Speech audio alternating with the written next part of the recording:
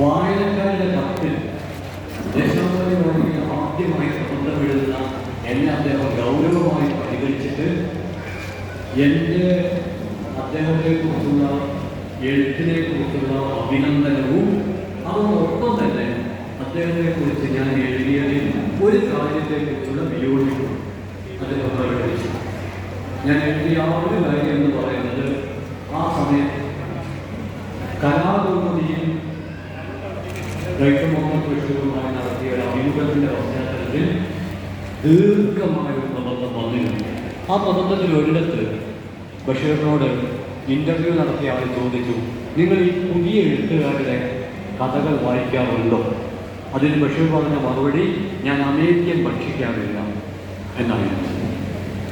അത് ഒരു സാംസ്കാരിക പ്രവർത്തകൻ എന്ന നിലയിൽ എന്നിൽ വലിയ ക്ഷോഭമുണ്ടായി.